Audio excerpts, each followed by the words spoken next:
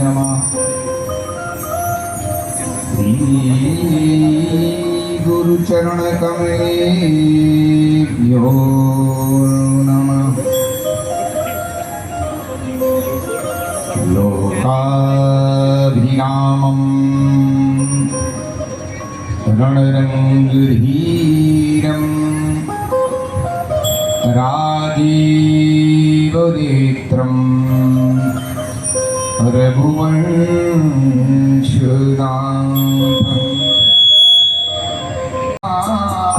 जय जय राम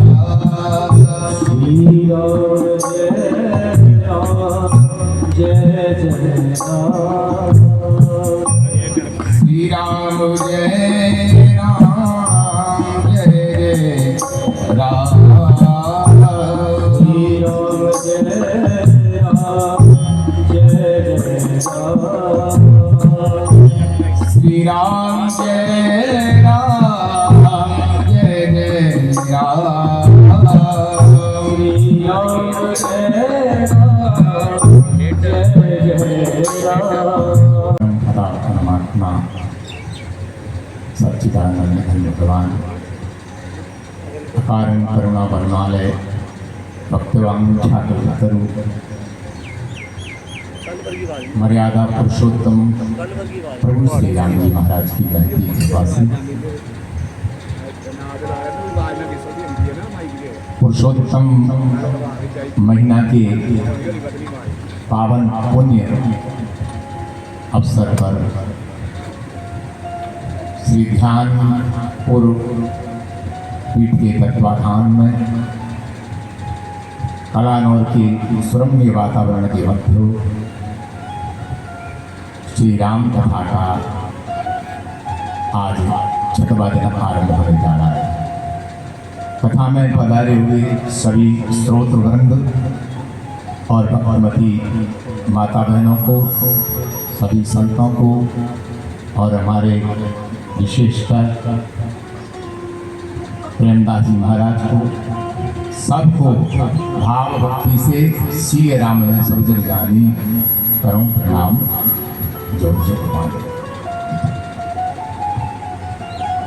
बहुत आनंद के साथ आप कथा का श्रवण कर रहे हैं और आप यही कथा का श्रवण नहीं कर रहे हैं बल्कि सुदूर क्षेत्रों में भी कथा के रसजन हमारे मनमोहन जी के चैनल पर और ध्यानपुर के रावण सरकार के चैनल पर भी बहुत लोग इस कथा का आनंद ले रहे हैं। जहाँ जहाँ भी कथा लोग सुन रहे हैं सबको एक बार फिर व्यासपीठ से बहुत बहुत बहुत शुभकामनाएं। आइए हम रसपान करेंगे।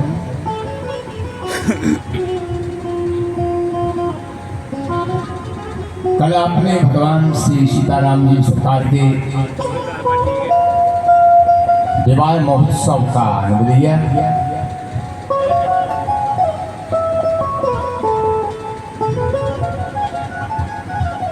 चारों कुमार 4 बहुओं को लेकर अवध में आए।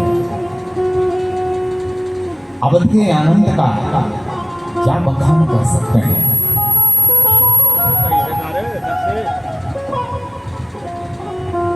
तीनों माताओं ने चारों कुमार और चारों बहुओं का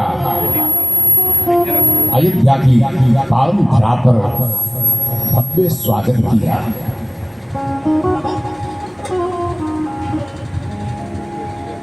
नववधूओं का प्रवेश हुआ। श्री महाराज दशरथ जी ने अपनी तीनों रानियों से कहा, वधू लड़कने पर घर आई और रात कहू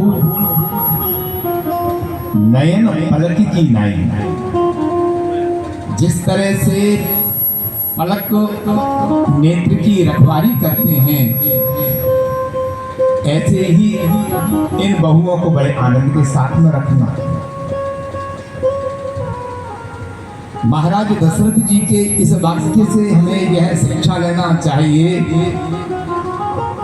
कि हमारी घर की बेटी में जितना हम लाड़ दुलार और प्यार करते हैं, और जो हमारे घर की जो बहू बनकर आई है वह भी किसी की लाडली बेटी है, उसे भी जिस तरह से नेत्र पलक पलक का अनुन्यासिक संबंध है, ऐसे ही उनकी रखवाली, उनकी मर्यादा, उनका सम्मान इसी प्रकार रहना चाहिए। महाराज अवधेश बहुत प्रसन्न है। 4 बहुओं का भव्य स्वागत हुआ। डोली में से उतरकर और राजभवन तक आने में उनके लिए पलक पावड़े बिछा रखे थे। सीता सुकुमारी के सौंदर्य और लावण्य और उनकी सुकुमारिता को तो देखिए। जानकी जी कितनी कोमल होंगी कि कोमल कोमल गुलाब की पंखुड़ियों से मार्ग को बहुत भर दिया गया। जब जानकी जी ने डोली में से पैर नीचे रखा, 2-4 कदम ही चल पाई होंगी कि उनके पैर श्रम से लाल हो गए। इतनी कोमल काया, इतनी सुकुमारी था। जानकी जी के सौंदर्य को देखकर कौशल्या मैया धन्य धन्य हो गए।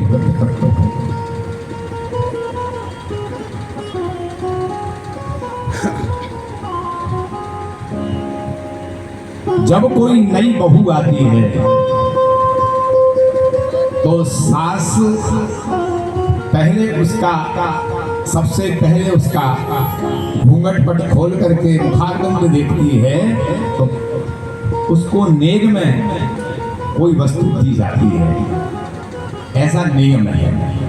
अब यहाँ क्या नियम है मुझे पता नहीं है, लेकिन सास जब पहले बहू का मुख देखती है तो नेग में कोई वस्तु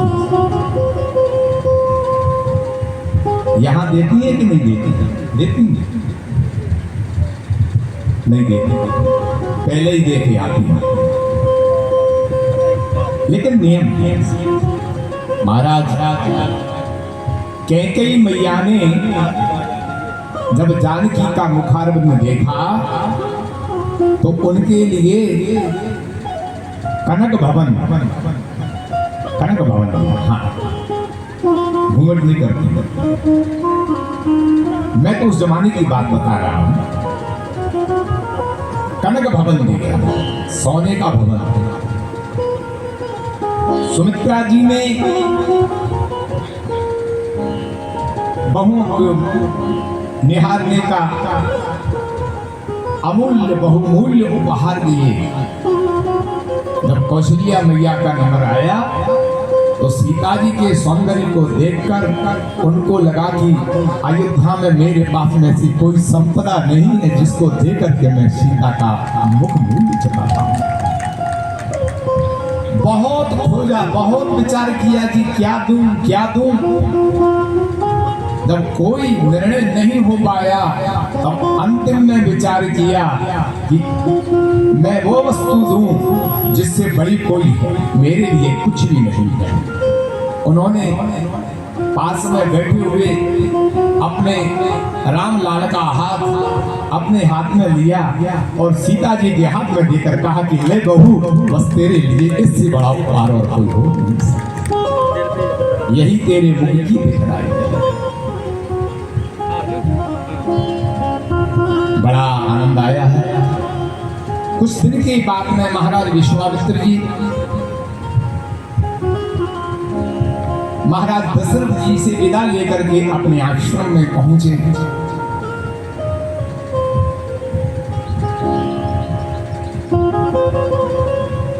महाराज दशरथ जी ने विश्वामित्र जी के चरणों में अपना संपूर्ण साम्राज्य समर्पित कर दिया।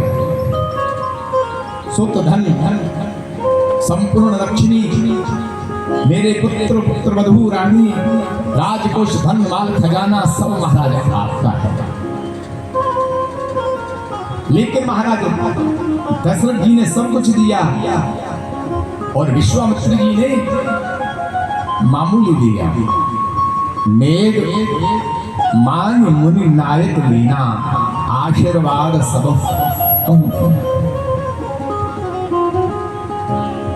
केवल दो वस्तु लेकर के गए, एक तो राम रूप भूपति भगत व्याह उत्साह आनंद। राम के स्वरूप का और राम के सौंदर्य और शीलता को सराहना करते हुए और दशरथ जी की श्रद्धा और भक्ति लेकर और विवाह का उत्सव आनंद का स्मरण करते हुए महाराज विश्वामित्र जी अपने आश्रम में पहुंचे हैं। अयोध्या में भगवान श्री राम विवाह करके आए, तब से नित्य नया आनंद उत्सव मनाया जा रहा है। जब तेरा मैं विवाह घर आए, जब तेरा मैं विवाह, जब तेरा घर आए, जब तेरा घर आए,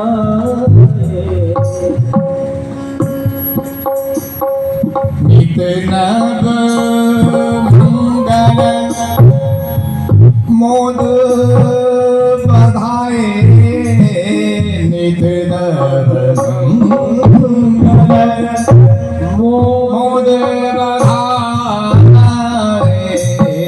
जब तेरा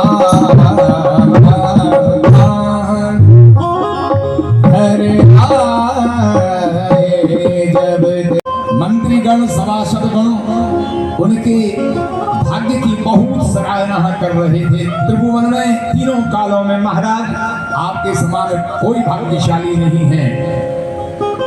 आपके मंगल मूल राम जैसे पुत्र हैं। त्रिभुवन में आपके समान कोई ऐश्वर्यवान, कोई धनवान, कोई गुणवान, कोई भाग्यशाली नहीं है। ऐसी प्रशंसा हो रही थी। उसी समय राय सुभाय मुकुर कर लिया। महाराज दशरथ जी ने तुरंत दर्पण लिया, अपना मुख देखने लगे। ये बड़ी विचित्र बात है कि राज दरबार में वो भी राज सिंहासन पर बैठा हुआ राजा भरे समाज में दर्पण लेकर के अपना मुख देखे, ये बड़ा अटपटा सा लगता है।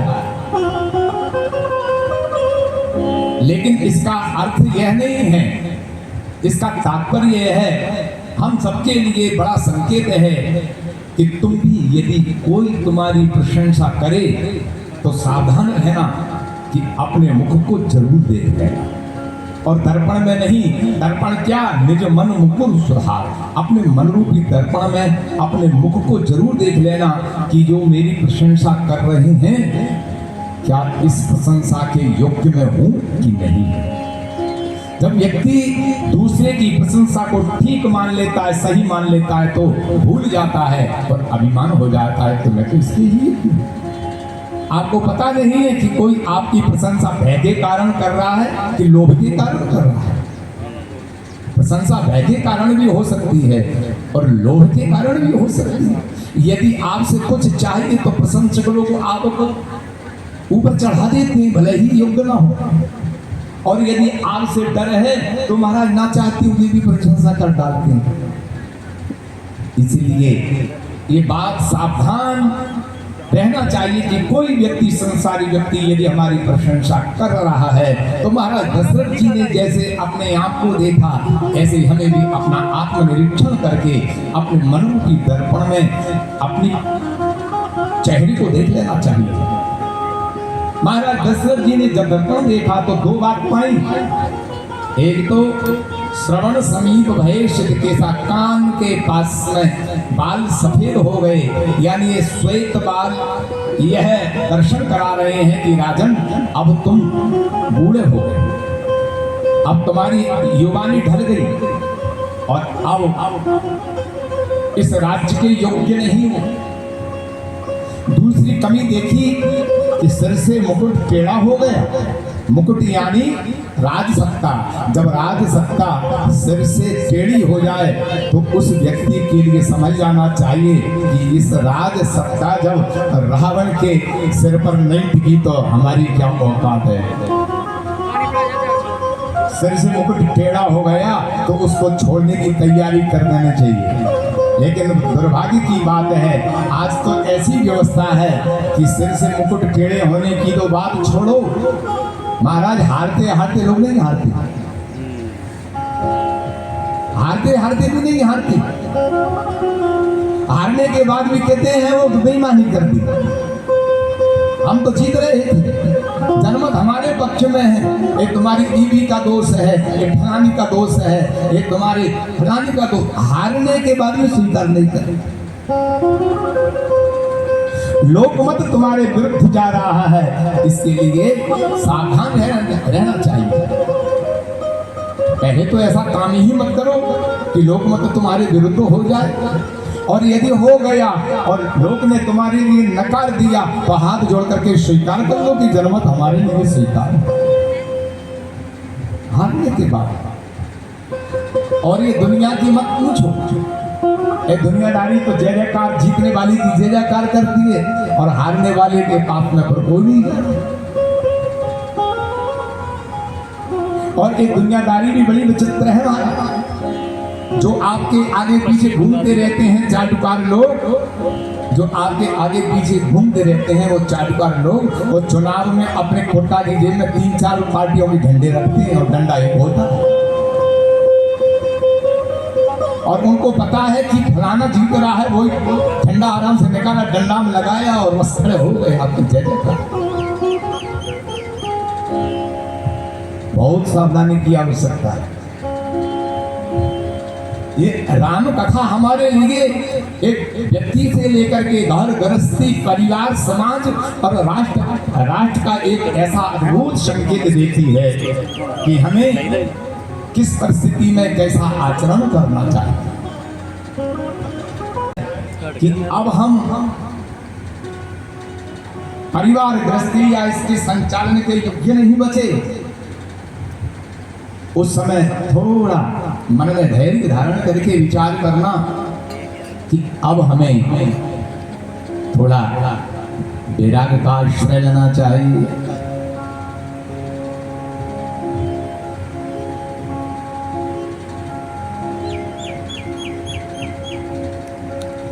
ये तन हमारा नश्वर है और ये जगत वाले तो तुमको जब तक नहीं छोड़ेंगे।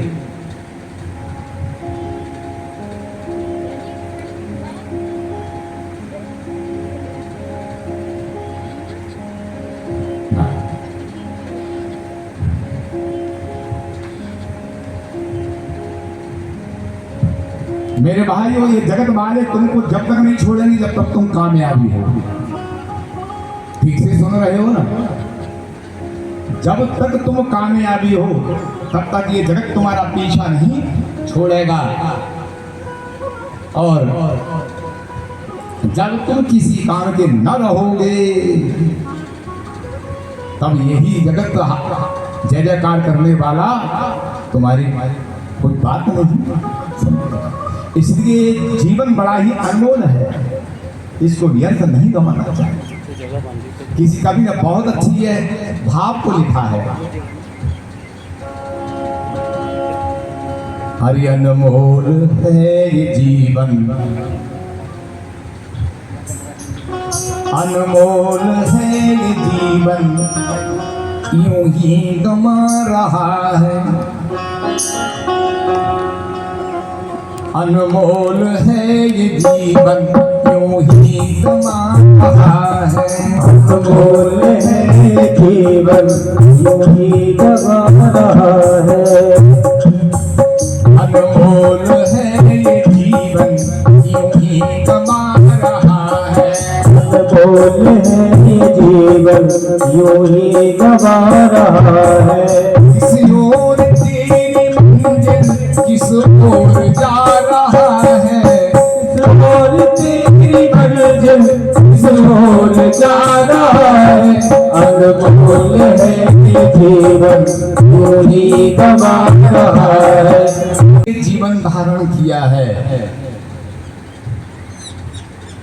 यदि मृत्यु के पहले वो पाया नहीं तो जीवन व्यर्थ ही चला गया। हम जिसके लिए आए हैं उस पर विचार करके देख लेना चाहिए क्या हमारा मार्ग ठीक चल रहा है कि नहीं चल रहा। महाराज दशरथ जी ने तुरंत अपने आप को संभाला और तुरंत बोली, नृप जुबराज राम कहूँ देखो, फट रही है, नृप जुबराज राम कहूँ देखो,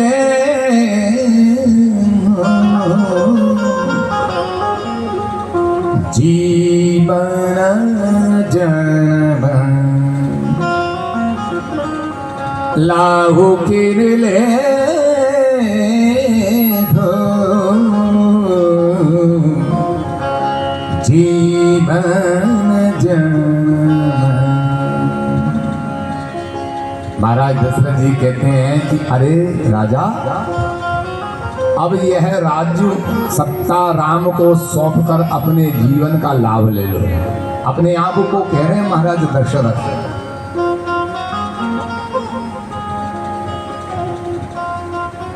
महाराज दशरथ जी का मुकुट टेढ़ा हो गया।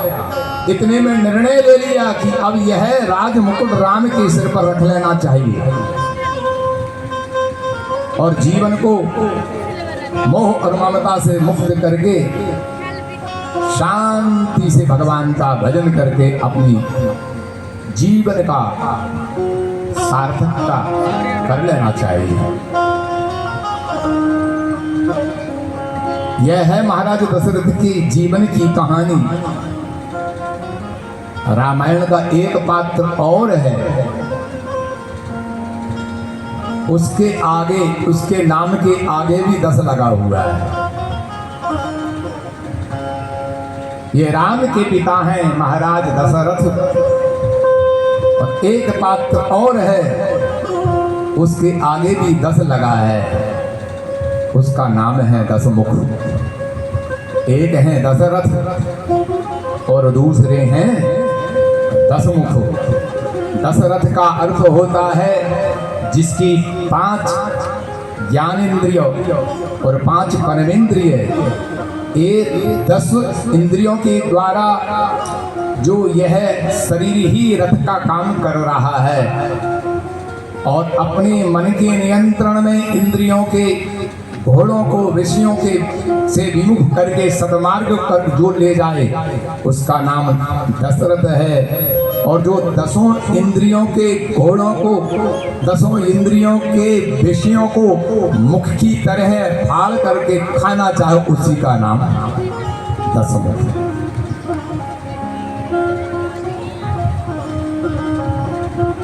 सभी विषयों को मुख फाड़ करके जो खाना चाहता है वो दशमुख है।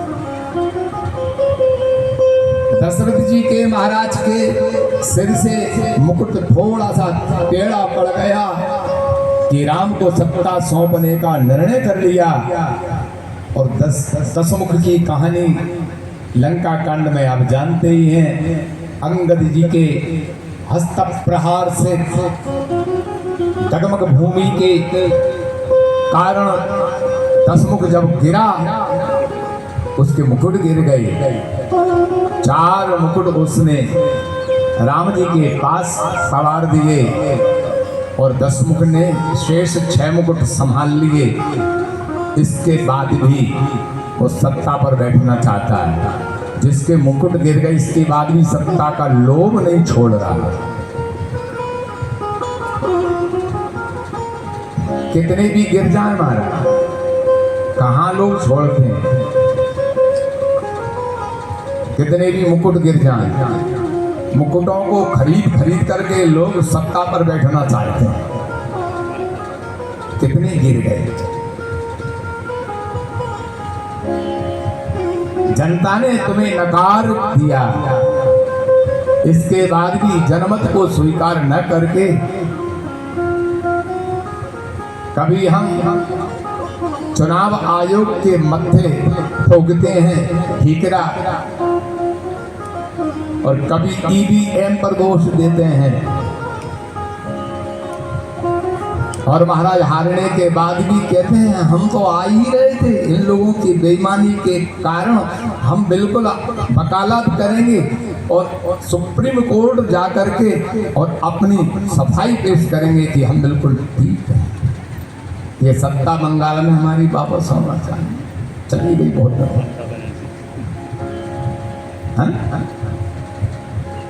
बहुत दिनों तक राज कर लिया, जनता ने अस्वीकार कर लिया तो उसको स्वीकार कर।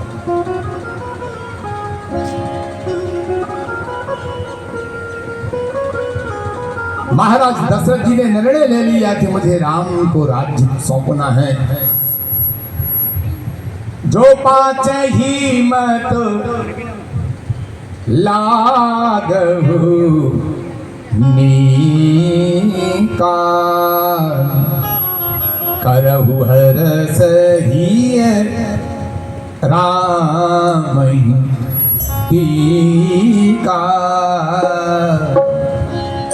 महाराज दशरथ जी ने कहा कि यदि आप सभी सभासदों पंचों का यह मत हो कि मैं यह राज सत्ता राम को सौंप दूं तो मुझे अपना अभिमत दो।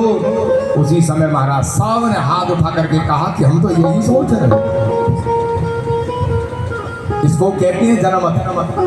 अभी वही लोग कह रहे थे कि आप तो हजारों वर्ष तक राज करते रहो, और वही लोग कहने लगे महाराज हम तो पहले से ही सोच रहे थे कि आप राम को सौंप दो। ये किसी के नहीं होते।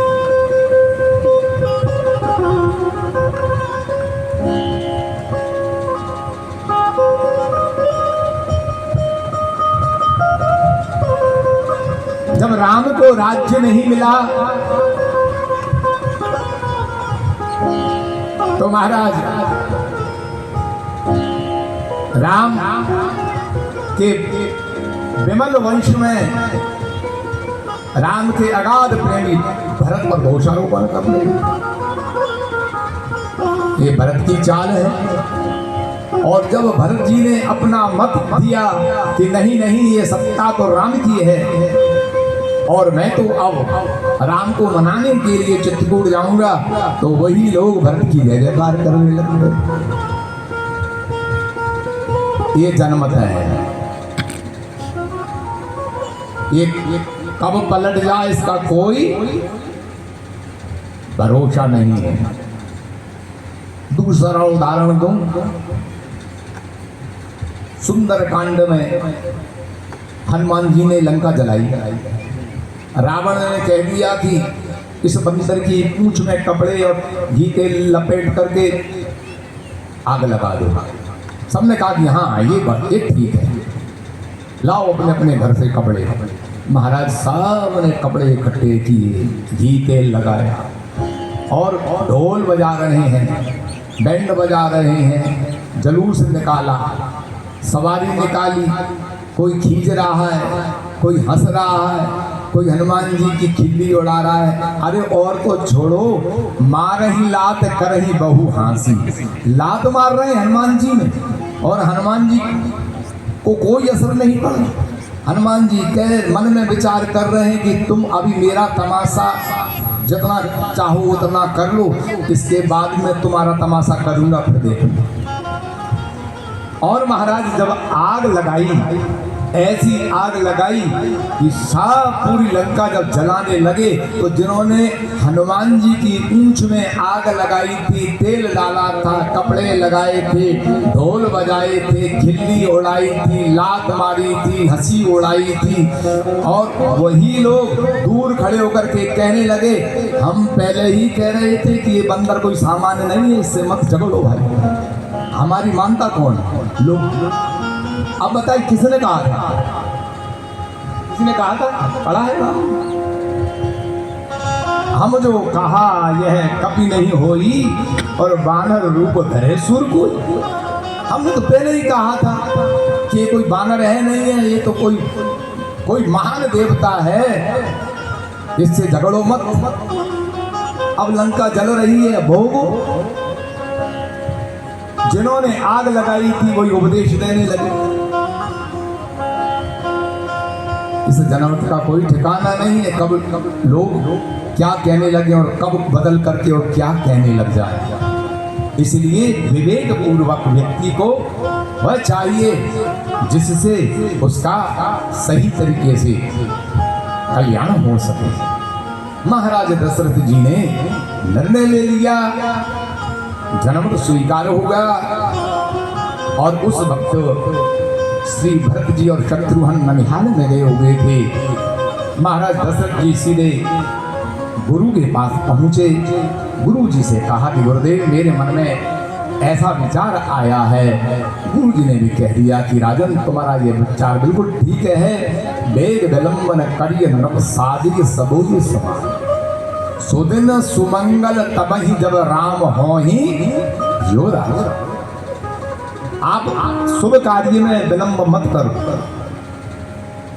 यदि शुभ कार्य में हम देर कर देते हैं तो एक दिन की देरी में, एक दिन के विलंब में भगवान राम 14 वर्ष के लिए वन में चले गए।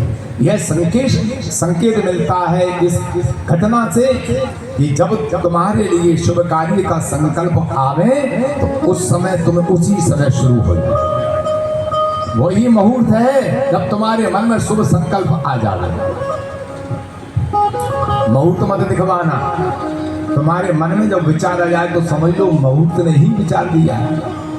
हाँ, किसी से लड़ाई झगड़ा करना है तब जरूर विचार कर लेना। लोग लड़ाई झगड़ा में विचार नहीं करते, अच्छे काम में विचार करते हैं कि अच्छा काम करवाना है, कथा करवानी है, यज्ञ करवाना है, कीर्तन करवाना है, दान पुण्य करना है, लंगर देना है, मंदिर बनवाना है, तीर्थाटन करना है। तो लोग पूछते हैं क्या करें क्या करें, लेकिन जब कोई लड़ाई करता है तो किसी से नहीं पूछता, फिर वो अपने आप नहीं करता। यदि तुम किसी से लड़ाई झगड़ा करना चाहते हो तो पूछो कि ठीक रहेगा कि नहीं रहेगा। हो सकता है कि वह समय आपका निकल जावे और आप लड़ाई झगड़े से बच जाओ। लेकिन अच्छे काम में जब आपका मन डोल जाए उसी समय उसको शुरू कर देना चाहिए। यह संकेत प्राप्त होता है। महाराज दशरथ जी ने कल की तारीख नियुक्त कर दी कि कल मैं राम को राज्याभिषेक करूंगा। अयोध्या में तैयारियां होने लगी, बाजे बजने लगे, अयोध्या सजने लगी। और सजी हुई अयोध्या को देखकर सब लोग हर्षित हैं, लेकिन एक व्यक्ति दुखी है, जिस व्यक्ति का नाम है क्या है? कौन? मंथरा। मंथरा। केकई की दासी है मंथरा। और मंथरा कौन है? जो सशस्त्र महाराज दशरथ जी ने जो केकई से जो विवाह किया था तो केकई के पिता ने मंथरा को दहेज में दी थी। दहेज में आई थी और वो षड्यंत्रकारी नारी थी।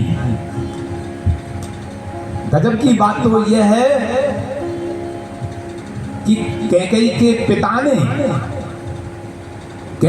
पिता ने महाराज दशरथ जी को जब अपनी बेटी दी, कैकेयी राजा ने तब यह शर्त रखी थी कि मेरी बेटी का जो बेटा होगा वही तुम्हारे राज्य का अधिकारी होगा।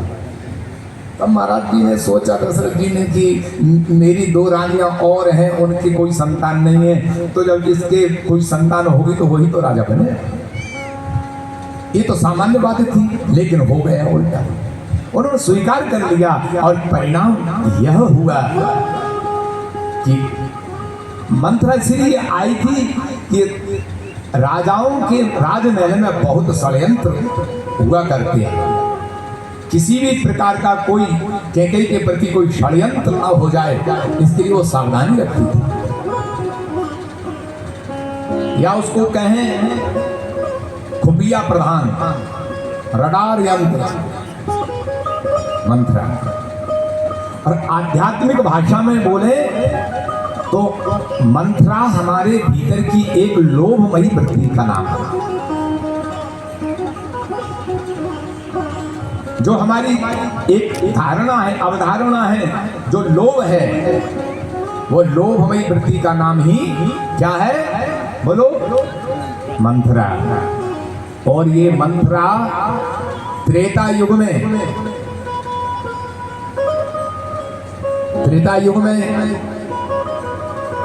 महाराज रघुवंश के परिवार में रहती थी। केवल त्रेता युग में ही नहीं, मंथरा आज भी अनेक रूपों में सब जगह विद्यमान है, सब जगह। अध्यात्म भाषा में कैकेयी को कर्म कहा है, कर्म रूपस्य कैकेयी। ज्ञान रूपा कौशल्या है, कर्म रूप कैकेयी है। और सुमित्रो उपासनात्मी कहा, और सुमित्रा उपासना का प्रतीक है। और वेदो दशरथो नृपः, महाराज दशरथ जी वेद का स्वरूप है। कर्म हमेशा कठोर होता है, तो कैकेयी ने जो कठोर कर्म किया है वह कैकेयी के अनुरूप ही है। कैकेयी ने जो काम किया है उसको ना तो सुमित्रा कर पाती और ना कौशल्या अम्बा कर पाती, वो कैकेयी ने ही किया।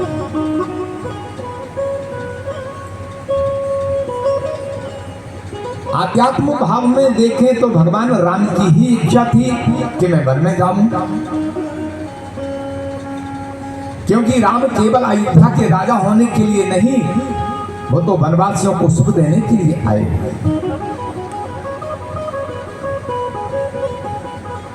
युगों से बाट निकाल रही थी उनकी शबरी, युगों से बाट निकाल रहे थे केवट और निषाद, युगों से बाट निकाल रही थी वन में रहने वाले तपस्वी मनुष्य प्राणी, योगी मुनि। महाराज उनको सुख देने के लिए आए थे, लेकिन राम के मन में ये बात आई जब महाराज दशरथ जी का निर्णय सुना कि तुम्हें कल अयोध्या का युवराज बनना है, तो महाराज श्री राम जी मन में विस्मय हो गए। जनने एक संग दो संग सब भाई, भोजन शयन के लड़का। महीना गुस्सा हो जाए तो उस घर में जाकर के बैठ जाए, और उस घर में जाकर बैठ गई तो समझ लो कि गुस्सा, एक गुस्सा घर बनाया। कोई भी रानी यदि कोई अशांत हो जाए, क्रोधित हो जाए, उसको गुस्सा आ जाए, कुछ उसकी मांग हो, तो जाकर के उस भवन में बैठ गई तो राजा समझ जाते थे कि कोई मामला गड़बड़ है, उसको मनाने के लिए जाते। कैकेयी को मनाने के लिए महाराज दशरथ जी पहुंचे और कहने लगे, रानी ऐसे मंगल की घड़ी में तुमने गुस्सा क्यों किया है? तुम्हें पता नहीं है मैं तुम्हारे लिए शुभ संदेश देने के लिए आया हूं। मैं सुबह ही राम को युवराज पद देने वाला हूं, और राम तुम्हारे लिए प्राणों से भी अधिक प्रिय लगते हैं, यह जानकर तुम्हें बड़ी खुशी होगी। राम के युवराज पद को देने की बात सुनकर कैकेयी ने ठीक अपने गुस्सा को ऐसे छुपा लिया कि महाराज जान ना पाए, क्योंकि मंथरा ने उसको अच्छी तरह से पढ़ा करके भेजा था। महाराज दशरथ जी ने बहुत बातें, रानी ये बताओ कि मैं किस रंग को राजा बना दूं, किस राजा को रंग कर दूं? भैया भरत यहाँ है नहीं, और मैं वन में जा रहा हूं, मेरे साथ तुम भी चली जाओगी, मेरी माताओं के लिए कौन समझाएगा? हे जानकी, तुम इतनी सुकुमारी हो, दीवार पर लिखे हुए बंदरों के चित्र को देख करके तुम्हें भय लगता है, और जब वन विहड़ में बड़े बड़े जानवरों को तुम देखोगी तो कैसे रह पाओगी? इसलिए मैं कहूं कि तुम्हें यही रहना चाहिए।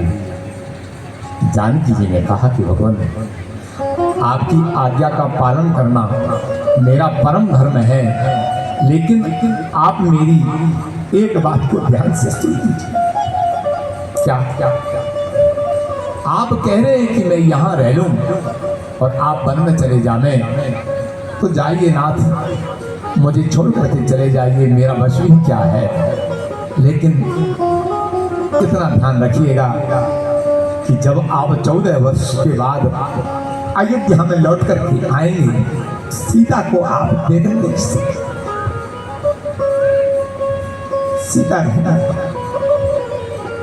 राम जी का कंठ भर गया। सीधे ऐसा मत कहो, यदि ऐसी बात है चलो मेरे साथ। सीता जी तैयार। राम और सीता वन में जा रहे हैं, यह समाचार लक्ष्मण जी को पला।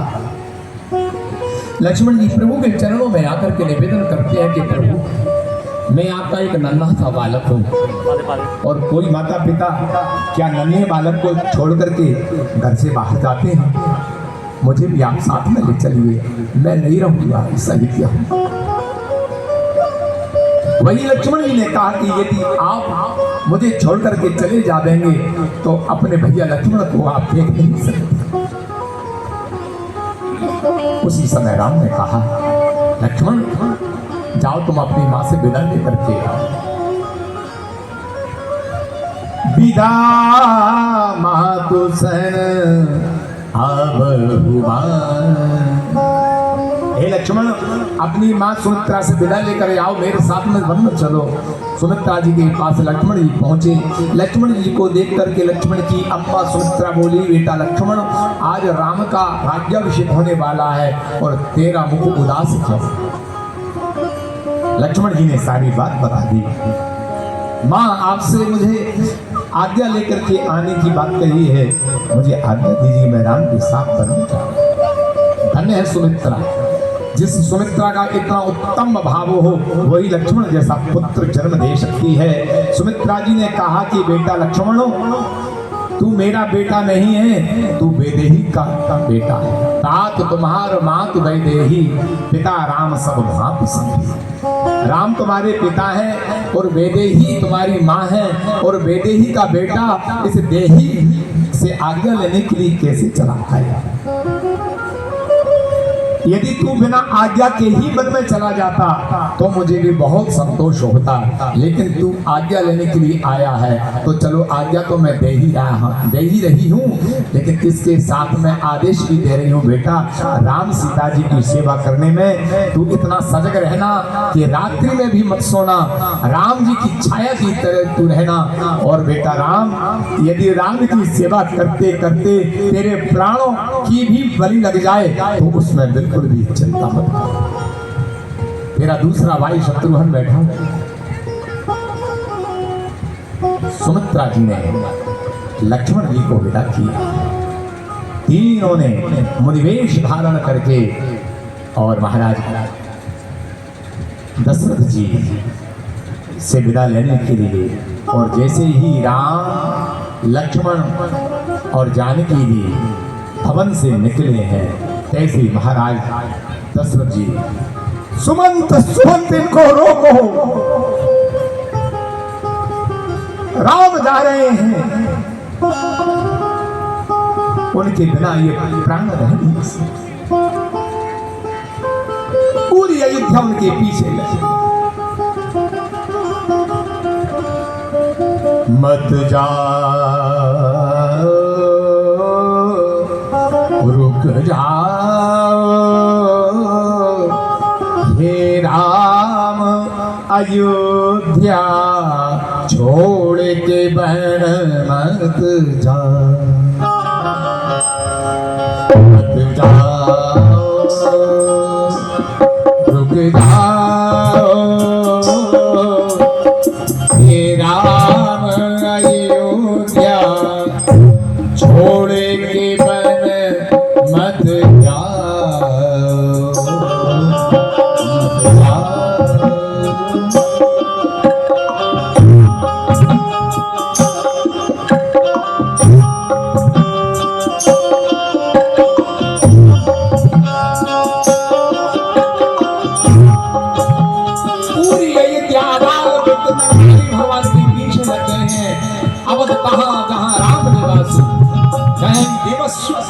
महादेव का राम के रहित इस अयोध्या में कोई नहीं रहेगा। और ये कैकई महलों की दीवार पर राज्य करे।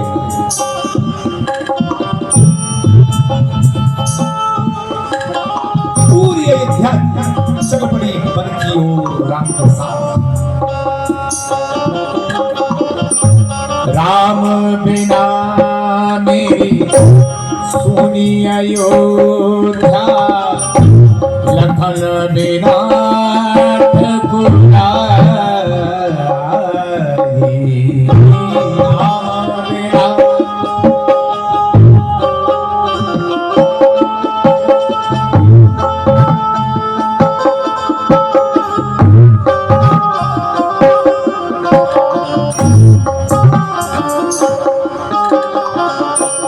सीता बिना मेरी सुनी रसोई, सीता बिना मेरी सुनी रसोई। कौन करे चतुराई, मत जाओ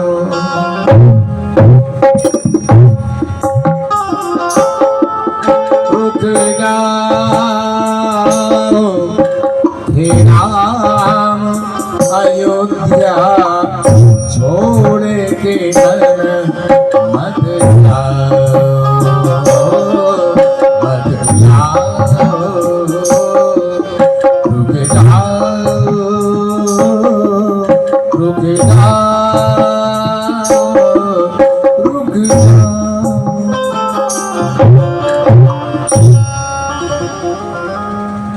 रथारूढ़ होकर राम अयोध्या से निकल गई है।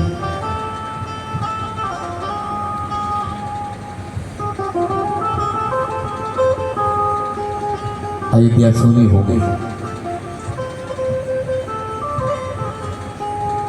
पूरा समाज राम के पीछे लग गया।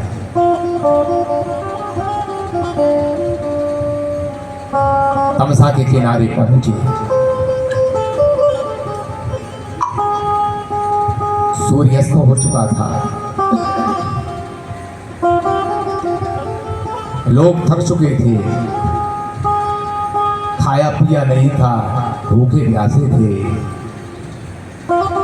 रात्रि विश्राम हुआ। देवताओं ने कुछ माया घुमाई, लोगों को गहरी नींद में सुला दिया।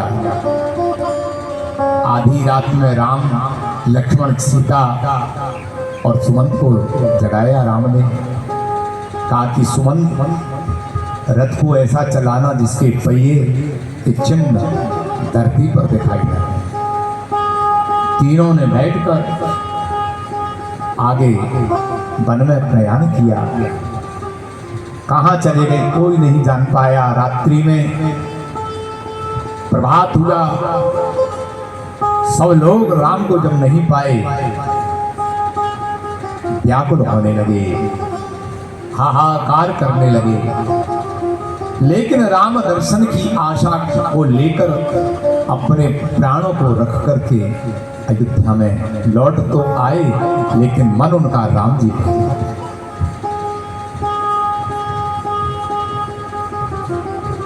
नेम और व्रत धारण करके अयोध्यावासी 14 वर्ष तक रहे। और मैं बताऊंगा आपको, 14 वर्ष अयोध्या के नागरिक राम दर्शन की लालसा से समस्त नियम और संयम के साथ में रहे तो 14 वर्ष के अंतराल में महाराज दशरथ जी को छोड़कर किसी की मृत्यु नहीं हुई। मृत्यु क्यों नहीं हुई? कि उनको आशा है कि 14 वर्ष के बाद राम अयोध्या में आएंगे, अब उनके दर्शन करें। इस आशा में सब जीवित बने रहे और मृत्यु भी नहीं हुई। और 14 वर्ष के अंतराल में अयोध्या में किसी का जन्म भी नहीं हुआ। जन्म क्यों नहीं हुआ कि जितने भी नगर के नर नारी थे वो सारे नर नारी संयम और व्रत का पालन करते रहे, तो संयम व्रत के पालन के परिणाम स्वरूप किसी का 14 वर्ष तक जन्म। ये राम की कृपा। भगवान श्री राम श्रृंगवेरपुर आ गए। निषाद राज को यह पता चला कि अयोध्या के राजकुमार भगवान श्री राम श्रृंगवेरपुर आए। निषाद राज ने भव्य स्वागत किया। रात्रि श्रृंगवेरपुर में विश्राम हुआ। कंदमूल फल खाए भगवान ने। रात्रि में जब भगवान राम और सीता जी एक शीशम वृक्ष के नीचे कुश की साखरी, कुश जानते हो, डाब घास की सैया, और जब सो रहे थे तो सीता जी को और राम जी को सोते हुए उस घास की सैया पर देख करके महाराज निषाद राज रो जिनके राज भवन को देख करके देवराज इंद्र भी लज्जित हो जाते थे, जिनकी कोमल सैया दूध के फैन के समान अत्यंत कोमल, उस पर शयन करने वाले आज इस घास की सैया है। विधाता तू किसके विपरीत नहीं होता। कैकेयी ने पूरे रघुवंश को उजाड़ दिया, और जब कैकेयी को दोष देने लगे तो लक्ष्मण जी ने कहा कि भैया सुनो सुनो, को गुण सुख दुख करदाता, निज कृत कर्म भोग सब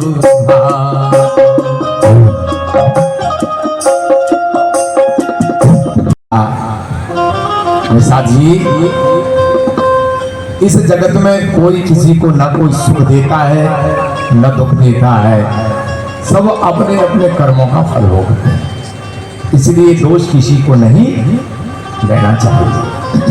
थोड़ा सा प्रेशर बढ़ा दीजिए, इधर मेरे मॉनिटर होंगे। लक्ष्मण जी ने निषाद को कहा कि ये सपने की माया है। सपने में यदि कोई राजा भिखारी बन जाए और भिखारी राजा बन जाए तो जब तक उन दोनों का सपना नहीं टूटता तब तक राजा भिखारी बना हुआ दुखी होता है और भिखारी राजा बन करके और बड़ा सुखी होता है। और जब सपना टूट जाता है तो ना भिखारी भिखारी राजा बन रहता और ना राजा भिखारी। ऐसी सपने की यह माया हम सबके लिए मोह की निशा में सुला करके रखी है। जागने के बाद इसका रहस्य खुलता है, इसीलिए तुम्हें किसी को दोष नहीं देना चाहिए। रात भर बीत गई, सुबह हुआ, स्नान ध्यान किया। श्री राम जी ने निषाद राज से बटका वृक्ष का दूध मंगवाया और भैया लक्ष्मण के साथ अपनी जटाओं को बनाने लगे। सुमंत ने देखा कि राम ये क्या कर रहे हैं। महाराज दशरथ जी ने तो ये कहा था, थोड़ी शार्प कर दो, आवाज मोटी हो गई, शार्प कर दो, शार्प आवाज को शार्प कर दो। महाराज दशरथ जी ने तो ये कहा था कि 4 दिन जंगल की यात्रा करवा के गंगा का स्नान करवा के लौटा लाना, ठीक है। लेकिन आप तो जटा बना रहे हो, इसका मतलब ये है कि अब आप लौटोगे नहीं। महाराज राम ने कहा कि मंत्री पिताजी को मेरा प्रणाम कहना और कहना कि मेरा सोच न करें। 14 वर्ष के बाद मैं उनके चरणों के आकर दर्शन करूंगा। सुमंत जी ने जैसा ही सुना तो मानो उनके शरीर से प्राण ही निकल रहे हो। अब कोई मार्ग शेष नहीं। जैसे एक बालक रोता है, सुमंत चिल्ला चिल्ला करके चीख मार करके रो रहे। राम, तुम्हारे न जाने पर महाराज दशरथ जी का क्या होगा? अयोध्या तुम्हारे बिना सूनी हो जाएगी। राम, क्या आपको प्रजाजनों की याद नहीं आई? माताएं तुम्हारे बिना कैसे रह पाए?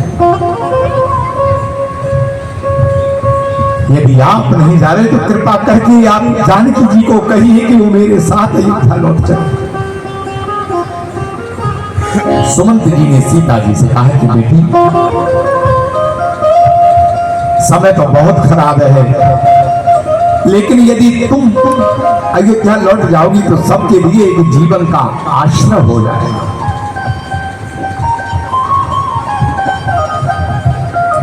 जानकी जी बोली, मंत्री बाती,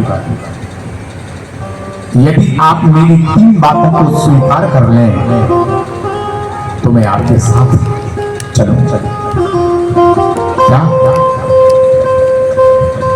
चांदनी को चंद्रमा से अलग कर दें, सूर्य की प्रभा को सूर्य से अलग कर दें और शरीर की इच्छाएं को शरीर से अलग कर दें तो मैं राम से अलग होकर के आपके साथ चलूंगा।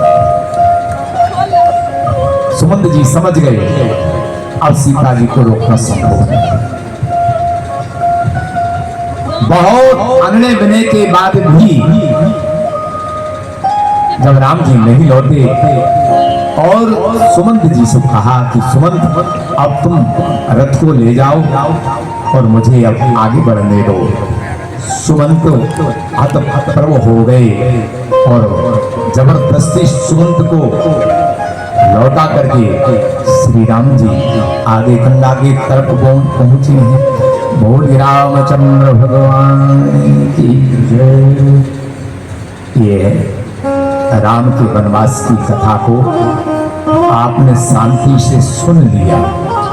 इस बात को जानकर के मुझे बड़ा संतोष है, क्योंकि महाराज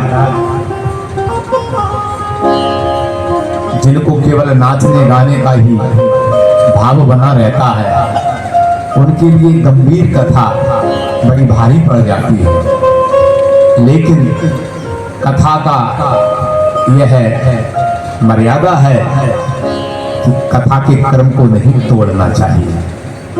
श्री राम बन गए तो बन गए, जो बन जाता है वो ही बन जाता है, जो बन नहीं जाता, जो बन में नहीं जाता वो बन नहीं सकता। मतलब बन यानी कष्ट, बन यानी तपस्या, बन यानी साधना।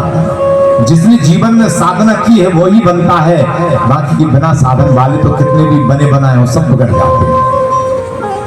श्री राम जी ऐसे बने कि केवल अयोध्या के राज्य के अधिकारी नहीं, वो जन जन के हृदय की अयोध्या के राजा बन गए। और भगवान राम जब वन की ओर यात्रा करके आगे बढ़े तो गंगा का किनारा आया। एक बार बड़े भाव और श्रद्धा के साथ बोलिए, बोलो गंगा मैया की मागी नावन के बैठ आना को ले आइएगा। तो केवट ने कहा कि भगवान मैं आपको नाव में नहीं बिठा सकूंगा, क्योंकि मैं आपके मर्म को जानता हूँ, मर्म को जानता हूँ। ये केवट ने कहा तो लक्ष्मण को थोड़ा गुस्सा आया। लक्ष्मण जी तो गुस्सा बहुत जल्दी कर लेते हैं ना, बोलो कर लेते हैं कि नहीं कर लेते? हाँ, अरे आप बताओ तो सही। हाँ, लक्ष्मण जी को गुस्सा आया कि भगवान आप नाव को मांग रहे हैं, आपने क्यों मांगी नाव? मुझसे क्यों नहीं कहा? मुझसे कहते अब इससे नाव मांग ली तो उसका भाव बढ़ गया। अरे इसको आदेश देना था कि एक केवटा इधर आ, नाव ला करके उस पार कर हमको, तब ये समझता।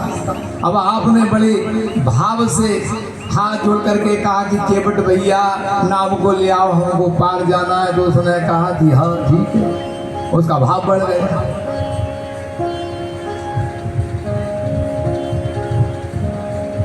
अब देखो आप बुला रहे वो आ नहीं रहा।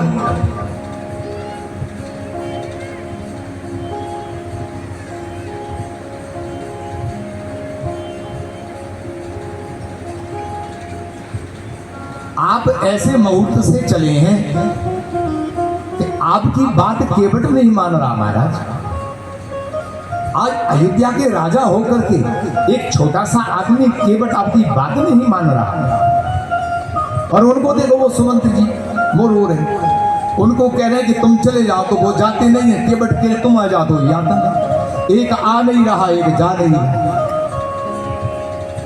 भगवान श्री राम जी ने कहा लक्ष्मण इनमें इनका कोई दोष नहीं है। बोले क्यों? कि मुहूर्त तो तुमने ही बिगाड़ा है मेरा। कैसे? कि जब मैं चला था तब तुमसे मना किया था ना कि तुम मत चलो मेरे साथ, तुम माने मेरी बात। सीता से मना किया था कि तुम मत चलो मेरे साथ, सीता ने मेरी बात मानी। जब घर के नहीं मान रहे तो बाहर के क्या मानेंगे? तूने नहीं माना तो ये भी नहीं मान रहे। केवट ने कहा कि मैं आपके मर्म को जानता हूं कि आपके चरणों की रज में ऐसी जादू है, ऐसी जादू है कि जो पत्थर से लग जाए तो स्त्री बन जाए। और पत्थर तो कठोर होता है, उससे पत्थर से भी ज्यादा कोमल तो मेरी नाव है, और वो भी पानी में रह करके और ज्यादा कोमल हो गई। और यदि आपकी चरण रज मेरी नाव में छू जाएगी और एक स्त्री बन गई तो महाराज मेरा तो धंधा ही चौपट हो जाएगा। और कुछ मैं जानता नहीं, मेरे पास में और कोई साधन नहीं है, इतना पैसा है नहीं है कि एक स्त्री बन जाए तो मैं दूसरी नाव को बना करके और मैं अपना काम धंधा चलाऊं। मैं और कुछ नहीं जानता महाराज।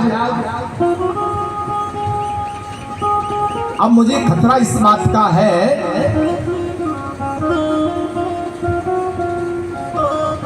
अरे हम नाही निरा लाइयो।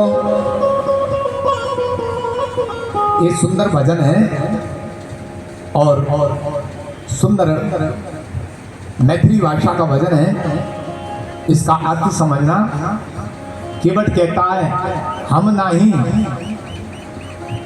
निगरा। निगरा जानते हो? निगरा माने पास में, लाइव माने नहीं लाऊंगा। हम नहीं निगरा लाइव, अरे राम जी आपन नैया हो। अरे बड़ा डर लागेला, बड़ा डर लागेला।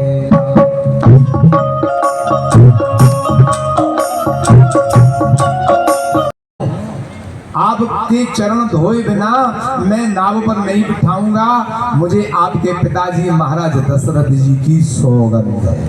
और पिताजी महाराज दशरथ जी की सौगंध जैसे ही खाई, लक्ष्मण जी ने तीर निकाला, धनुष पर चढ़ा करके खबरदार अब तू बचेगा नहीं, तू हमारे पिताजी की सौगंध खा रहा है। अरे सौगंध खा, तू अपने बाप की खा, हमारे पिताजी की सौगंध खा।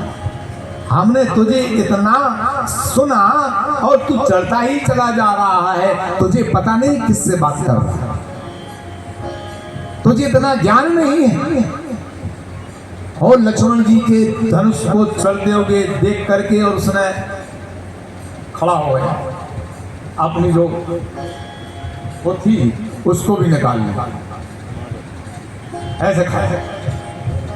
महाराज जी, राम जी ने देखा कि गजब का आदमी। लक्ष्मण जी के क्रोध के मारे तो महाराज बड़े बड़े के छक्के छूट जाते हैं। और भृगुपति महाराज परशुराम जी जिन्होंने 21 बार अपने फरसे से आताताइयों का सर काट करके धरती को लुहलुहान कर दिया था, ऐसे परशुराम जी लक्ष्मण जी के आगे नतमस्तक हो गए। और ये केवल गजब है, ये तो छाती ताने खड़ा और कहा कि आप मुझे मार रहे हैं ना, मार दो ना, मुझे मरने का थोड़ी कष्ट है, लेकिन एक बात ध्यान रखना, आप मुझे मारेंगे मैं मर जाऊंगा, लेकिन मर करके कहाँ गिरूंगा? गंगा में। जो गंगा मरने वाले के बाद में उद्धार करती है और मरने के तुरंत बाद में गंगा में जाऊंगा महाराज, मेरा कुछ नहीं बिगड़ेगा।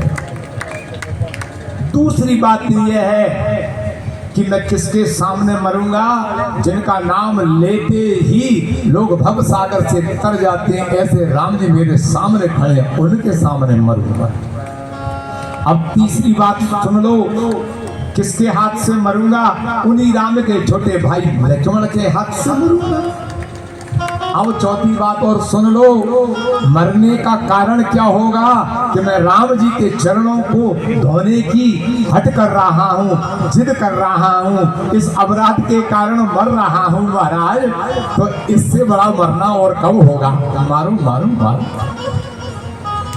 राम जी ने कहा कि लक्ष्मण बाण को उतारो, इससे तुम जीत नहीं पाओगे। ऐसे केवट के वाणी सुन केवट के बैन प्रेम लपेटे अटपटे, वैसे करुणा एन चितई जानकी लखन।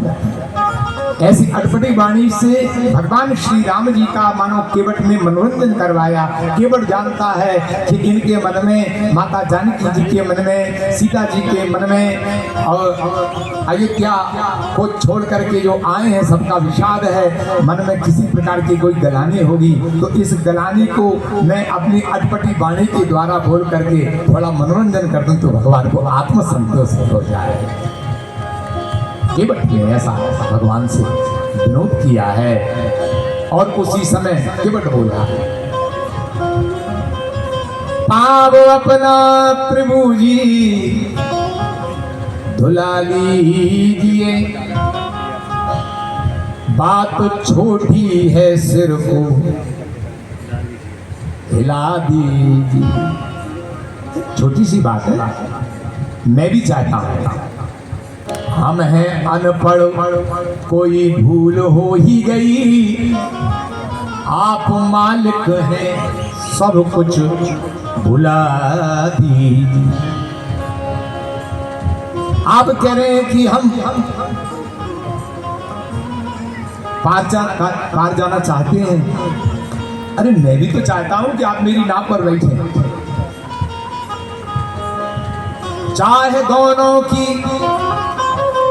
फिर देर किस बात की, चाहे दोनों की फिर देर किस बात की। भगवान बोले कि अरे भैया केवट, बेग आए, बेग माने जल्दी आकर के, बेग आए जल ले आओ और हमारे पांव पखारू, हमारे पैर पखार दो। समझना, समझ रहे हो नहीं? क्या कहा? बेग माने जल्दी, बेग आए जल को जल्दी ले आओ, बेग आए जल पाए पखारू, पाए पखार दो और जल्दी उतार दो पार। अब केवट खड़ा, लक्ष्मण जी ने कहा कि अब कह दो दिया, अब क्यों खड़े? भगवान ने बोल दिया ना कि पाए पखारो, जल्दी से करो ना, अब क्यों खड़े हो? केवट ने कहा, महाराज ने कहा है कि पाए पखारू, यदि पाए धोने की बात कही होती तो मैं धो लेता, लेकिन ये तो पखारने की बात कह रहे हैं और पखारा अकेला नहीं जाता। जब तक धर्म पत्नी न हो तब तक पखारा कैसे जाएगा? तो मुझे बुला लेने दो, अपनी धर्म पत्नी को बुलाऊं और फिर जोड़ा से मैं आपके पैर पखारूं। चला गया अपनी कुटिया में अपनी पत्नी को बुलाने के लिए।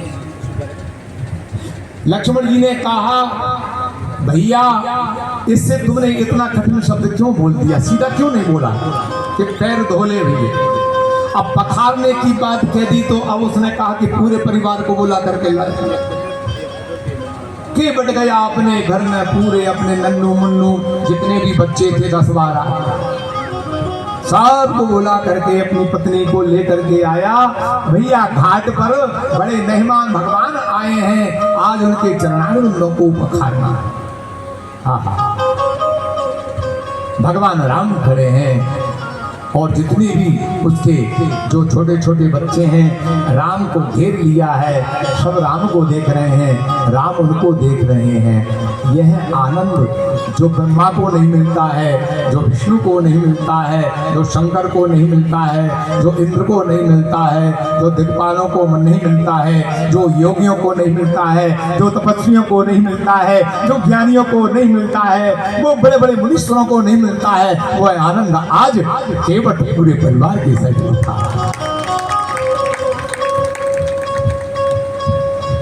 केवट राम रजाय छुपावा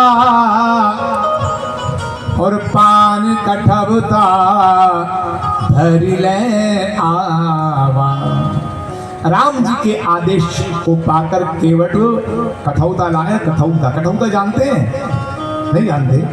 अरे जिसमें कनक बूंदी जाती है, कनक बूंदी जाती है। आजकल तो कठौता या तो पीतल के हों या स्टील के, लेकिन केवट के पास में तो कठौता काठ का था। एक काठ के कठौता में जो अपनी कनक बूंदते थे, वो कठौता को राम जी के चरणों को धोने के लिए पानी भर करके ले आए। लक्ष्मण जी ने कहा कि इतना छोटा सा पात्र लाया है और इससे बड़ा नहीं है तुम्हारे घर में। केवट बोला कि महाराज छोटे आदमी के पास तो छोटा ही बासन होता है, हमारे पास बड़ा कहाँ रखा है। इसी में हम कनक गूंद लेते हैं और इसी में हम अपने रोटियां रख लेते हैं और वही पात्र आपके चरणों को धोने के लिए हमारे लिए बहुत है। केवट बड़ा समझदार है, वो जानता है कि ये साक्षात भगवान है और आज बिना बुलाए मेरे घाट पर आ गए हैं, तो आज तो इनका पूरा लाभ ले लेना चाहिए। केवट ने कठौता इसलिए लिया, कहीं इनके चरणों की जादू चली ना तो कठौता एक छोटा सा बालक बन जाएगा, और यदि कोई पनात ले आता और वो स्त्री बन जाती तो महाराज एक तो घर में पहले से ही, दूसरी और हो जाए तो खाने के लाले पड़ जाए। कौन कमा के खपाए? कोई फैक्ट्री तो चल नहीं रही, मेरी दुकानदारी कुछ है नहीं, मैं तो नाव चलाता हूँ और जो मिल जाता है उसी से पेट भरता। केवट भगवान के चरणों को कठौता में रख करके धोने लगा और गोस्वामी जी कहते हैं, अति आनंद गुमगी अनुराग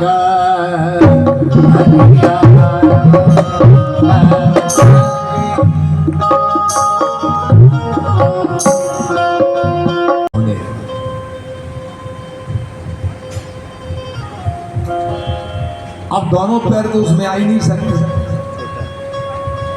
एक पैर भगवान का नीचे रखा है बालू में। आप थोड़ा कल्पना कीजिए, केवट नीचे बैठा है, कठौता रखा है, भगवान का एक पैर बालू में है और एक पैर कठौता में और पानी से बढ़िया धो रहा है। उसकी पत्नी उसके साथ में है, गठजोड़ा करके धो रहे हैं।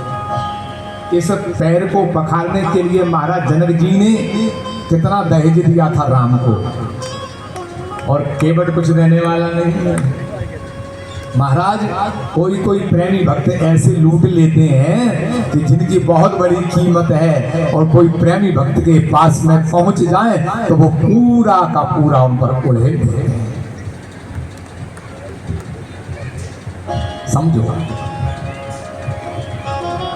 आप अनुभव नहीं कर रहे कि जब आपको जब इस प्रकार की रसमयी जब कथा मिले तो इस कथा को पाने के लिए महाराज कई लाख रुपए बर्बाद किए जाते हैं, तब कहीं ऐसी कथा प्राप्त होती है। और यहाँ तो भगवान की कृपा से, ध्यानपुर की धाम की कृपा से आपको फोकट में ही कथा मिल रही है। कोई ज़्यादा खर्चा नहीं। हाँ, ये प्रेमदास जी इनके नाचने नहीं हमारे लिए पकड़ लिया। अब ये जब ध्यानपुर पीठ की मंच पर जो नाचे तो मैं इनके पैर देख रहा था, जमीन पर नहीं आ रहा कैसे नाच रहा है। बहुत अच्छा सुंदर इनका नृत्य हुआ। वो कथा अभी हुई ना, कब अक्टूबर में हुई, कब अब 5-6 महीने पूर्व। और फिर मैं दर्शन करने के लिए यहाँ आया, तब इन्होंने बड़े भाव के साथ में इनका कंठ भाव से भरा हुआ था और फिर कहा कि हमें कथा सुना दो।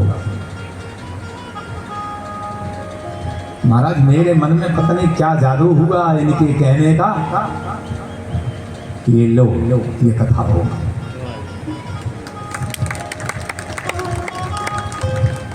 कराने वाले के प्रति सच्चा भाव हो तो महाराज किसी को फिर जाना नहीं पड़ता, वो स्वयं चल करके आया। केवट ने राम जी को बुलाए नहीं थे, राम जी बिना बुलाए दौड़े चले आए और केवट ने राम जी को पूरी तरह से लूट लिया, पूरी तरह से ठग लिया। महाराज जनक जी ने कितना राम जी के चरण को पखार करके अपनी बेटी दान की, दाइश दियो न जाई बखाना, इतना दाइश दिया, इतना स्वागत सत्कार किया। तब जनक जी महाराज को राम जी के चरण पखारने का सौभाग्य मिला और यहाँ तो केवट ने फोकट गई सब काम करा। देवता कह रहे हैं कि वाह भाई वाह, तेरे भाग्य को कौन कहेगा। राम जी के चरण को बड़े आनंद से धो रहा है। राम जी ने कहा कि भैया केवट जल्दी करो ना, बहुत देर हो गई। एक पैर से खड़े खड़े पैर दर्द करने लगा और तुम लगे यो रगड़ने के लिए। केवट ने कहा कि महाराज मैं रिक्श लेने वाला नहीं है, यदि आपके चरणों की नख में कोई एक आध कोई रजकण छिप गया और वो मेरी नाव से छू गया और मेरी नाव यदि स्त्री बन गई तो महाराज मेरा तो दम भी चौपट हो जाएगा। एक नहीं अब 2 हो जाएंगे, सब गड़बड़ हो जाएगा, मेरा तो परिवार ही महाराज डिसमिस हो जाएगा। इसलिए आप इसमें आप समझौता नहीं करूंगा, मैं तो आपके चरणों को अच्छी तरह से रगड़ रगड़ के धोऊंगा कि कोई भी कण उसमें रह ना जाए। एक पैर धोआ, भगवान खड़े हैं, देर हो गई। तब केवट ने कहा कि प्रभु यदि आप एक पैर के खड़े रहने से आपका पैर दर्द करने लगा है तो कृपा करके आप एक काम करिएगा, आपके दोनों हाथ मेरे सर पर रख करके आश्रय ले लीजिए, आपका दर्द नहीं। जिसके हाथ से सारा जगत आश्रय लेता है, आज उसको आश्रय देने के लिए केवट कह रहा है कि आप मेरा सिर का आश्रय लेकर के खड़े हो जाए। कौन होगा केवट के समान भाग्यशाली। केवट अद्भुत भगवान का भक्त है, भगवान के चरण धोए। देवता आकाश मंडल से केवट के बड़े आनंद के साथ में भाग्य की सराहना कर रहे हैं। गोस्वामी जी कहते हैं पद पखारी, पैर को पखारा, जल पान करी और उस जल के लिए उसने भगवान का चरणोदक, वो जानता है कि ये चरणोदक है, उसने चरणोदक किया और उसके नन्हे मुन्ने चुन्नू मुन्नू जो बच्चे थे वे सबको दे दिया कि लो पियो। पूरे पीने लगे, उसकी पत्नी ने पिया। लक्ष्मण जी देख रहे हैं कि बहुत जास्ती कर दी तुमने, बार बार दांत मीच रहे हैं। अब यदि राम जी थोड़े से इशारा कर दें तो मैं तो तुझे ठीक कर दूं, लेकिन राम जी अब कुछ और रह गया है क्या? बोले महाराज अभी तो बहुत कुछ बाकी है। बोले क्या रह रहे हैं? अरे तूने पैर धो लिए, अब बिठाना नाम हमें। लक्ष्मण जी बोले मेरे गांव वाले हैं, मेरे रिश्तेदार हैं, वे सब कहेंगे कि राम जी के चरण धोकर के तूने पी ली, हमको कुछ नहीं मिला, थोड़ा उनको भी बांटने को। सारे गांव वालों को बुलाया, जाओ जाओ सब आ जाओ। महाराज साहब को भगवान का चरणोदक दिलाया, बहुत देर हो गई। लक्ष्मण जी ने कहा कि तेरा दाव है क्या बता।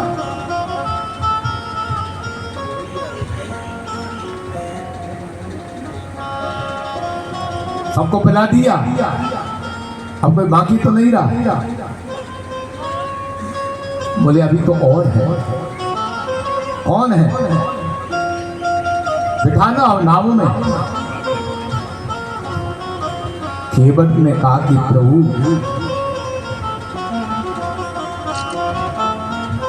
जो कोई लाइन में पहले लगे तो जो पहले से लगा है पार उसको उतारा जाता है कि जो सबसे पीछे आया है उसको उतारा जाता है? बोलो बोलो बोलो।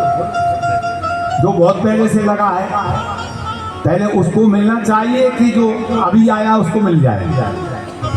बोलो ना। जो पहले आया, अरे पहले वाले को, जो बहुत पहले से लगा है, जो लाइन में बहुत पहले से लगा है उसको पार उतारना चाहिए।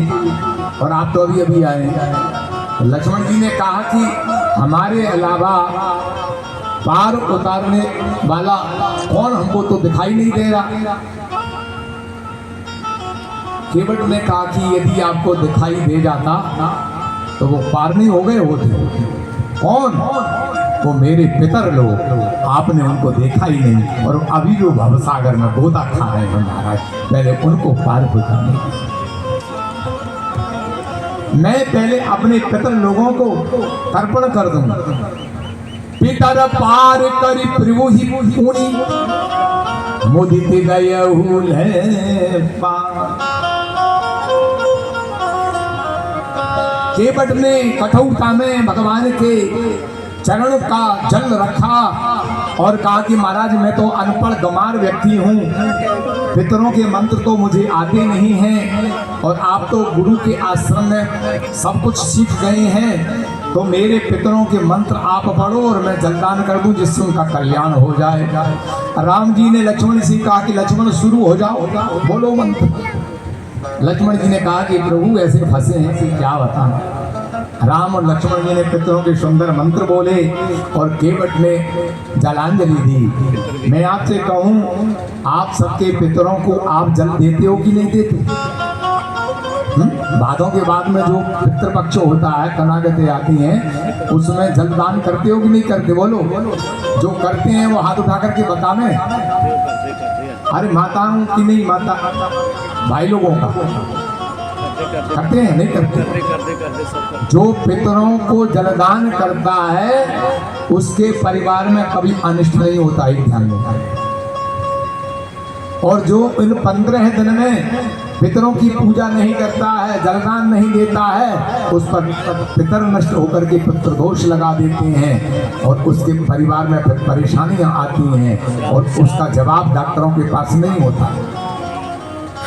ना तो मशीन निकाल पाती कोई बीमारी और ना डॉक्टर जान पाते, लेकिन ये पितर लोग मरने के बाद में केवल तुमसे अपेक्षा करते हैं कि पूरे वर्ष भर में 15 दिन हमारे हैं, यदि तुमने 15 दिन हमारा जलदान करके और हमको संतुष्ट कर दिया तो वर्ष भर आनंद मनाओगे, किसी प्रकार का तुम्हें कष्ट नहीं। इसलिए ध्यान देना, जो आने वाला भादों के महीने के बाद में जिसको हम कुआर कहते हैं, जो पितृपक्ष होता है, उसमें प्रत्येक व्यक्ति को अपने पितरों का दान करना चाहिए। केवट ने वो किया और केवट अपने पितरों का तर्पण करके भगवान श्री राम जी के लिए, लक्ष्मण और निषाद राज के लिए नौका पर बिठा करके और बड़े आनंद से नौका को चलाने लग गया है। अब आइए, जिसको अपनी नौका इस शरीर रूपी नौका को इस संसार रूपी भव सागर से पार ले जाना है तो मेरे साथ में बिल्कुल एक साथ भैया ताली बजाते हुए और इस भगवान की नौका विहार की लीला का गायन करिएगा। लक्ष्मण राम गंगा मैया धीरे बहो, मेरी नैया पे लक्ष्मण राम गंगा मैया धीरे बहो।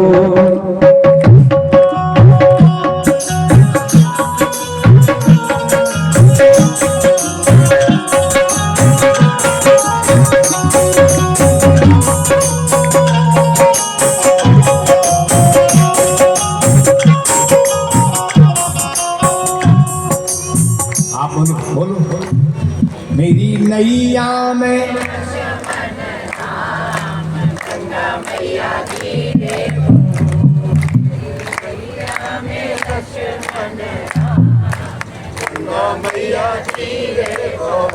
मेरी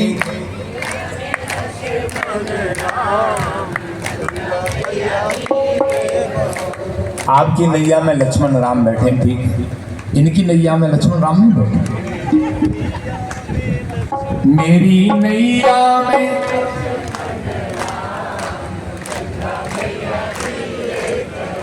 मेरी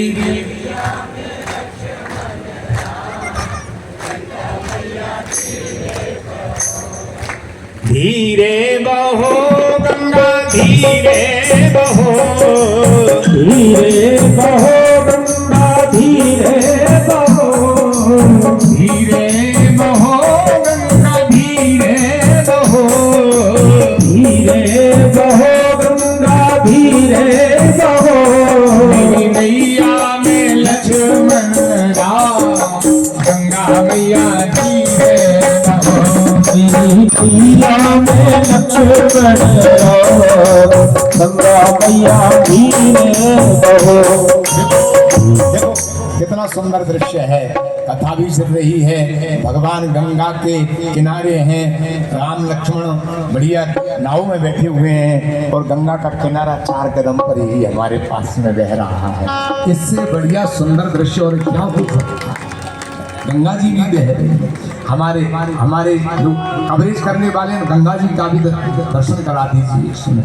सुंदर गंगा का भी किनारा है और बिल्कुल गंगा के किनारे ही हम बैठे हुए हैं और प्रभु श्री राम गंगा के तट पर केवट की नैया पर बैठे हुए और चले जा रहे हैं। मेरी नैया में लक्ष्मण राम गंगा मैया धीरे बहो, नैया में लक्ष्मण राम गंगा मैया धीरे बहो।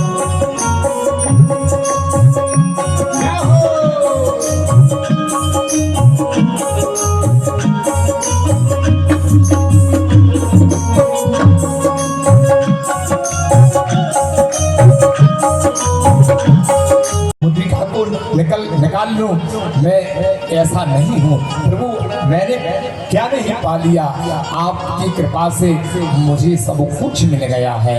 हाँ, यदि आप देना भी चाहें तो इतना कीजिएगा प्रभु, जब 14 वर्ष के बाद जब आप लौटिएगा तो इसी घाट से लौटिएगा, फिर मैं आपको पार उतारूंगा और उस समय आप जो कुछ भी देंगे सो मैं सिरधारी करके ले। राम जी से उसने ये नहीं कह दिया कि जब लौट के आइएगा तो यहीं से ही आइएगा। राम जी, जानकी जी, लक्ष्मण जी ने बहुत कुछ किया, केवट ने नहीं लिया, भगवान ने उसको विमल भक्ति का वरदान दिया है। सीता मैया ने गंगा मैया की बहुत आराधना सेवा पूजा की और पतिदेव और देवर के साथ में कुशल से 14 वर्ष के बाद में लौट कर आने का मनोरथ किया और कहा कि माँ, मैं अपने पति और देवर के साथ कुशल से जब लौटूंगी तो विधिवत आपकी पुनः पूजा करूंगी। गंगा मैया ने उनको आशीर्वाद प्रदान किया और गंगा के वचन को सुन करके सब मुग्ध हुए, जय जयकार हुआ, बड़ा आनंद आया। बोलिए सीतारामचंद्र भगवान की जय। केवट के घाट पर भगवान ने रात्रि विश्राम किया है। कथा के विराम का समय भी हो गया है। आज की कथा विराम यहीं ले रही है। 2 मिनट और बैठ जाइए, शांति से बैठ जाइए। आज की कथा विराम ले रही है। कल इस कथा का अंतिम दिन है और जिन्होंने 7 दिन कथा सुनी है, आधी सुनी है या कम सुनी है, ज्यादा सुनी है, कल की पूरी कथा सुनने का पूरा फल प्राप्त होगा। आइए कल हम ठीक इसी समय होगा ना कथा का, तो कल संपूर्ण कथा कहकर भगवान के राज्य अभिषेक तक की कथा का संवाद कहेंगे।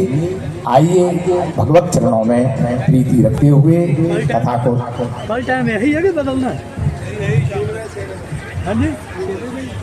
कल का समय 3 बजे से 6 बजे तक का रहेगा।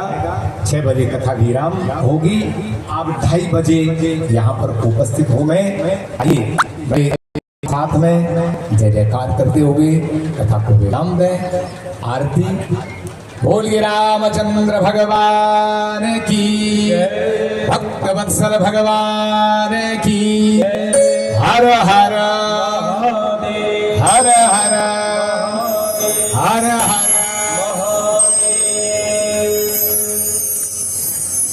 भीम प्राज्वल्यज्वालावलिं चंद्रमा मनसो जास्पदक्षो शूर्जो अजायत स्त्रोत्राध्वायुषप्राणचमुखात् निरजायत।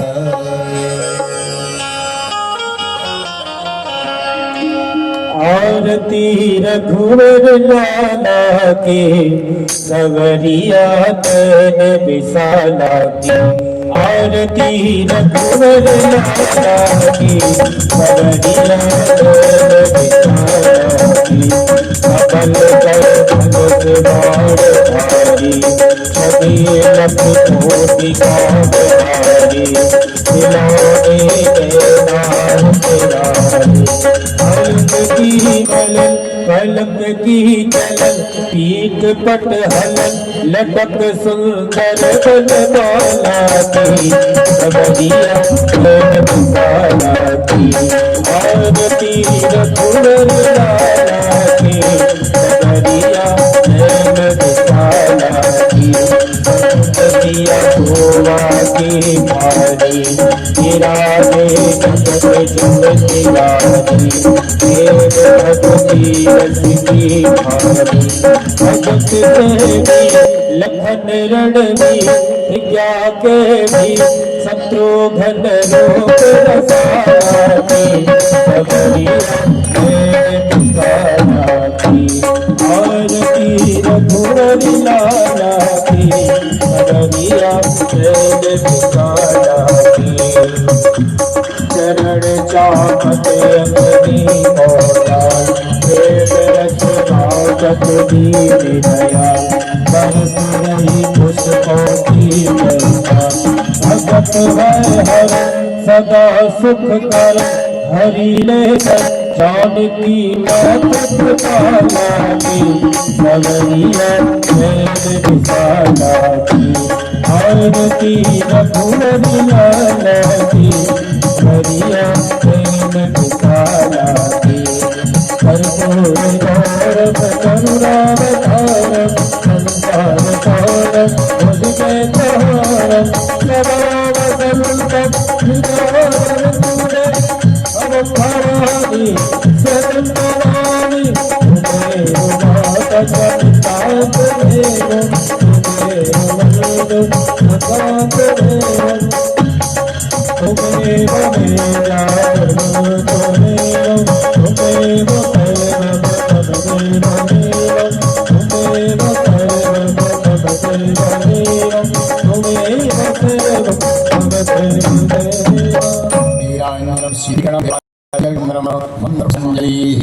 हरि ओम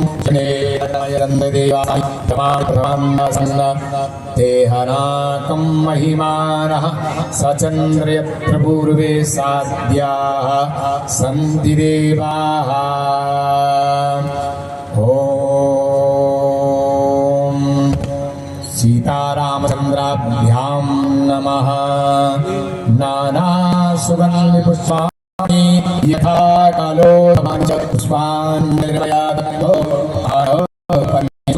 सर्वोपचारार्थे श्री सीतारामाभ्यां नमः इदं मंत्रपुष्पाञ्जलिं समर्पयामि। बोलिए सीतारामचंद्र भगवान की जय। अनंत बलवंत हनुमंत लाल महाराज की जय। श्री हनुमान महाराज की, श्री राम की, सत्य सनातन धर्म की प्राणियों में विश्व का हर हर हर हर हर हर